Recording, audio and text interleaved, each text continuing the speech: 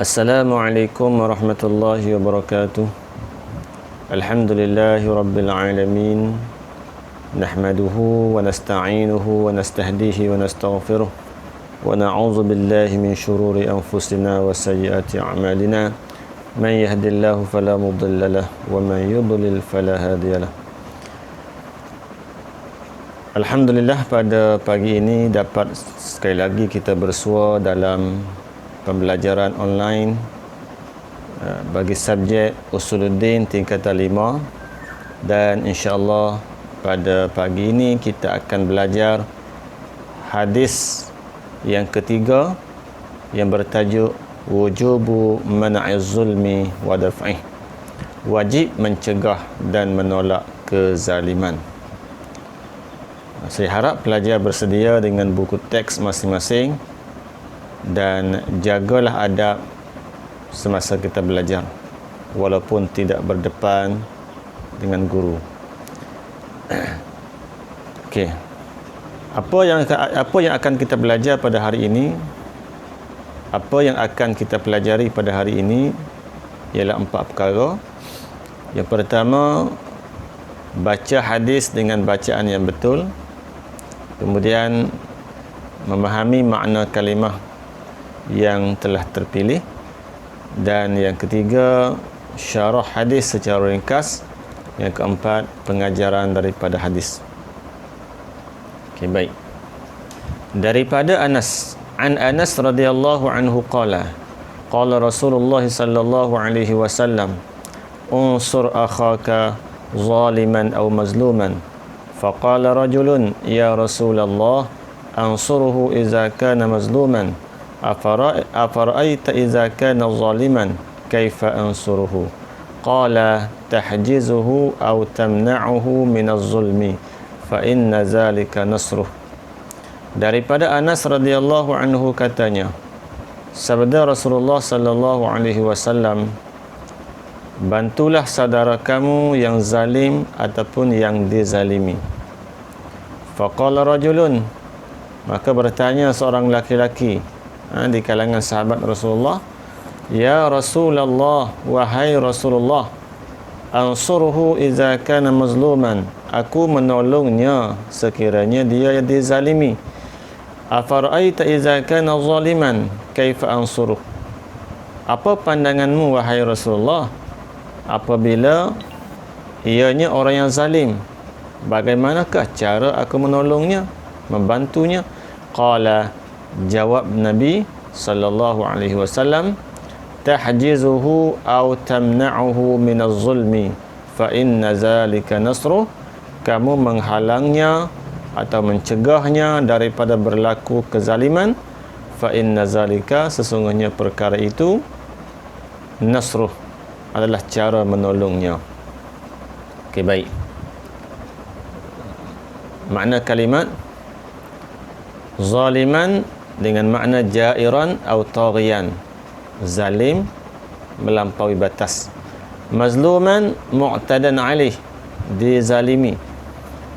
Tahjuzuhu, ataupun dalam hadis disebut tahjizuhu, tahjizuhu tamna'uhu an ghairih, kamu mencegahnya daripada menzalimi orang lain.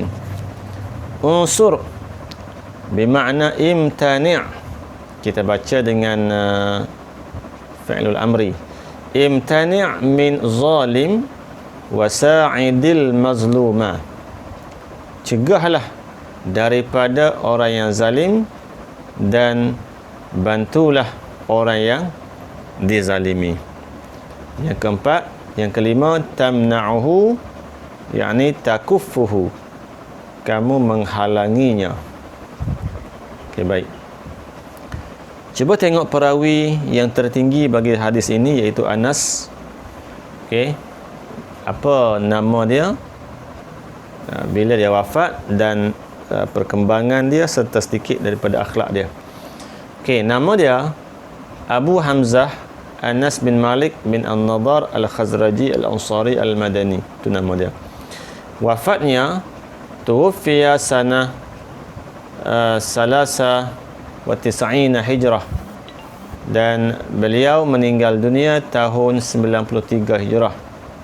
Wa umurnya 103 tahun. Nash'atuhu, perkembangan dia, wulida ba'dal bi'sati bisalasi sanatin wa qaddama Rasulullah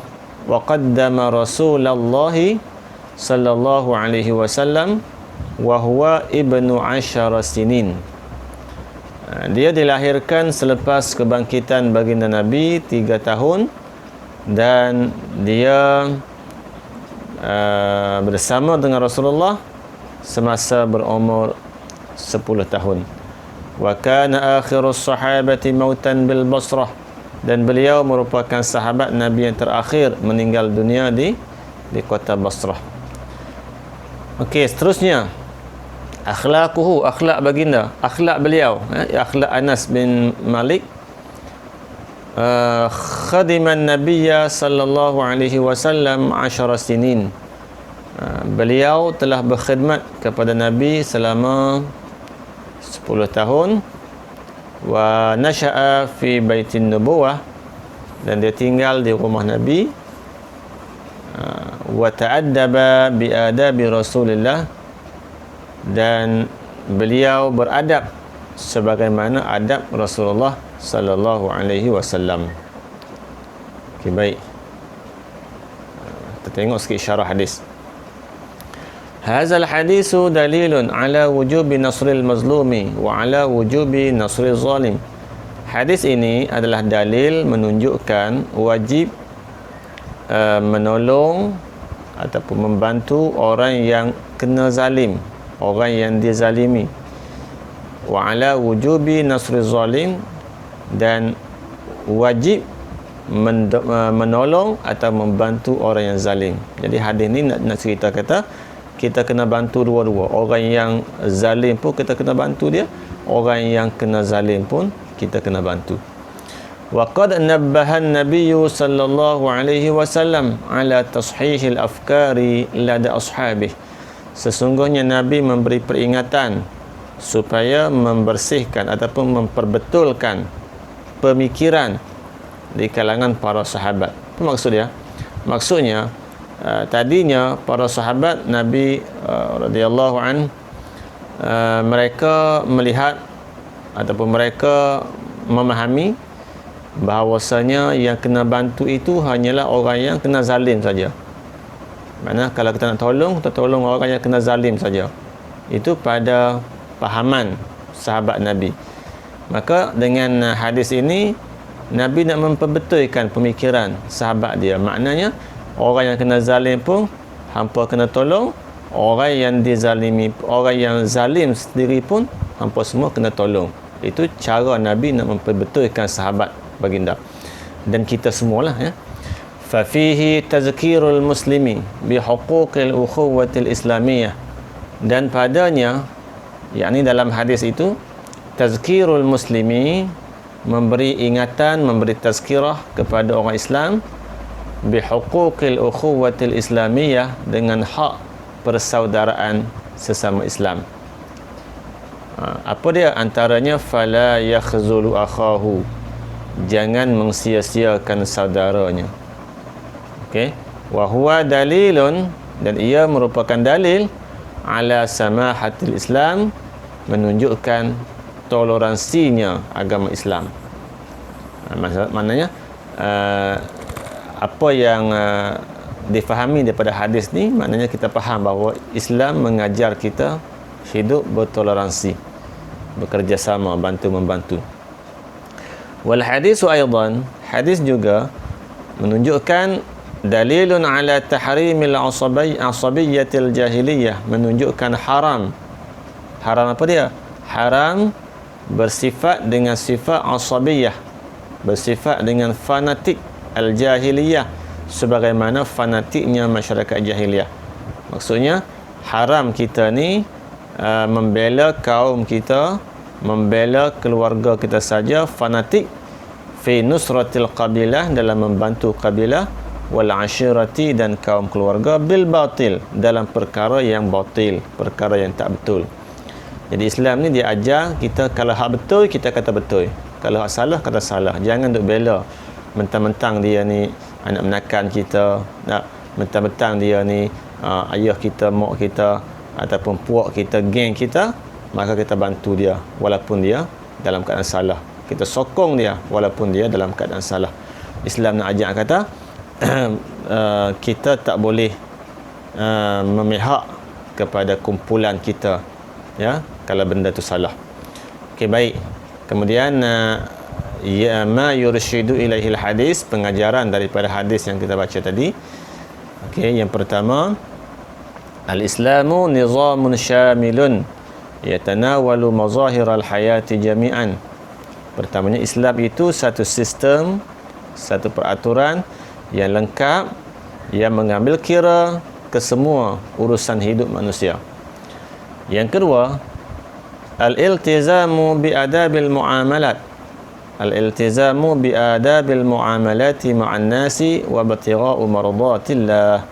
Pengajaran yang kedua yang kita boleh ambil daripada hadis tadi, hendaklah kita patuh, kita ikut ataupun kita iltizam, membiasakan diri dengan adab-adab pergaulan sesama manusia. Dalam kita bergaul, jaga adab-adab sebagaimana diajar oleh baginda Nabi. Wa batira'u mardatillah, dan mencari semata-mata keredaan daripada Allah Subhanahu wa taala.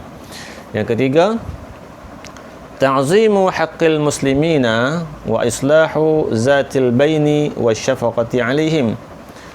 Yang ketiga, ta'zim, kita membesarkan, kita mengagungkan, kita mengangkat hak-hak orang Islam.